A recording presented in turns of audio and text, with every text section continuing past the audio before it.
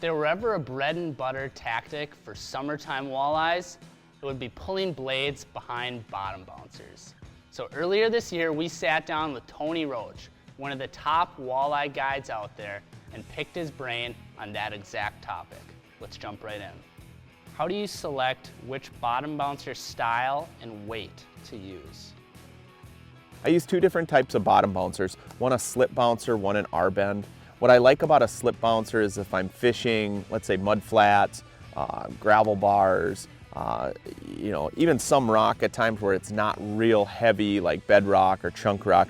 What I like about the slip bouncers, especially these slick sticks, is they're really tall. You can keep that bait off the bottom and you keep that bait from dragging on the bottom. But what's nice about an R-bend, if you're fishing like in Canada where it's big heavy bedrock or big boulders, this is a lot more of a snag-free option. You're not getting this caught up in and your bait just seems a lot more consistent.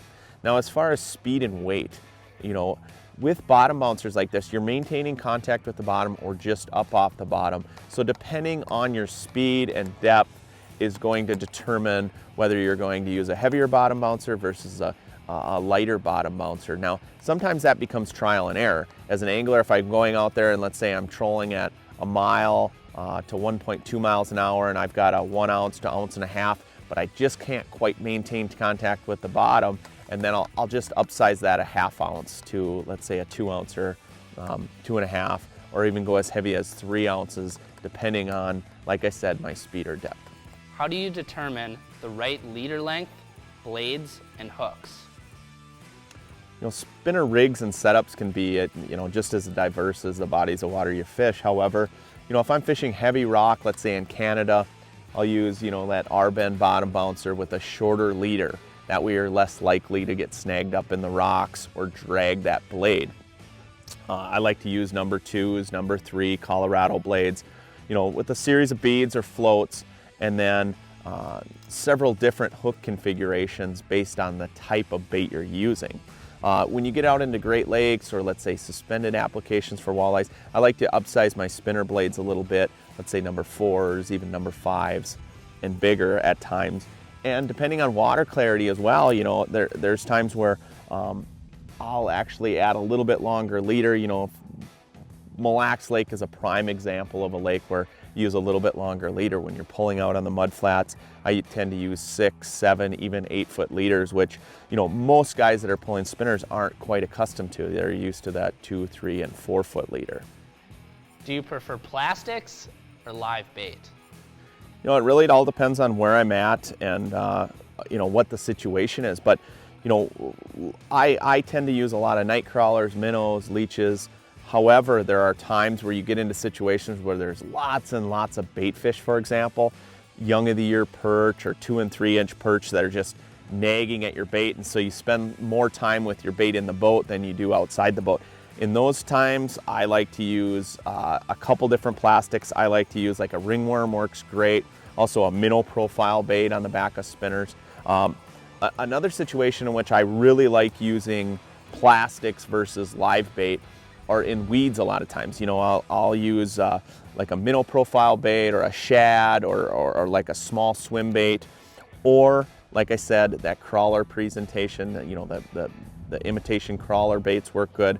And then also ringworms, like a split tail ringworm works excellent, especially in stained water and especially when you get into some of that heavier vegetation. It cuts down on a lot of those prey fish just gnawing away at your bait, and then also it just keeps it from following up on the bait. What are the biggest benefits of pulling bottom bouncers and blades?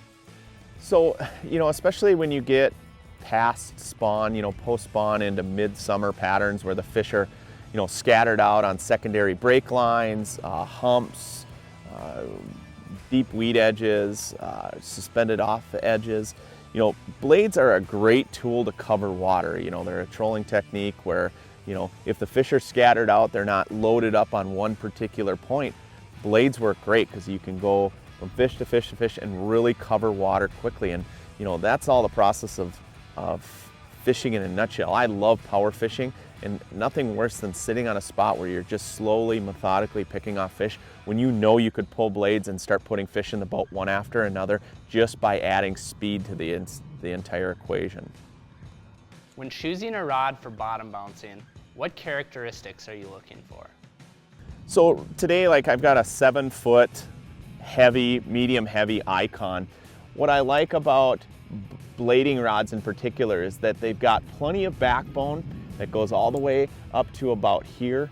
And then you do have a good, nice, soft tip. So that way when the fish hit it, especially if you're fishing live bait, you can either drop your rod tip back with your arm, or if you've got them set in the rod holder, it's gonna load up really nice, but you need that backbone so that it almost is setting the hook itself, if you will. I like it where it loads up to the point where the fish just automatically set themselves. Also, what I like about having a little more backbone is if you're pulling heavier bottom bouncers, when you're fishing that, it's not real tip heavy, if you will. You know, so that tip's not bent over the entire time. When you're fishing like a medium heavy rod, the backbone's back in here, so at least when you're pulling that heavy bottom bouncer, you know, it's gonna feel right in your hand and it'll load up just perfectly.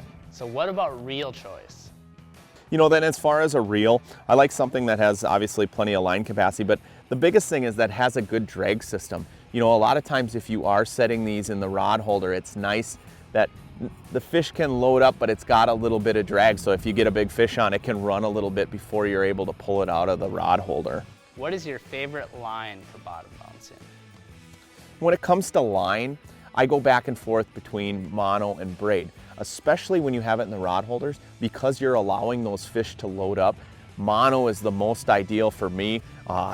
That way it loads up nice. Whereas if you have braid, especially if you start going higher speeds, those fish will hit it and then they pop right off. Now there's other times where I do like the braid just because of strike indicators, or if I'm holding it and I can feel every little tick, especially if you have debris in the water. Let's say it's floating vegetation, or you're going through weeds or rocks or zebra mussels. At least with that braid, you can definitely feel everything that's going on with the line. And in those situations, I rely on braid for my main line. Spinners are a great technique to put walleyes in the boat all season long, no doubt. However, sometimes the slightest change in your presentation, whether it's tweaking your baits, adding blade colors, sizes, hooks, a lot of times the subtle things make the difference and put more fish in the boat, no doubt.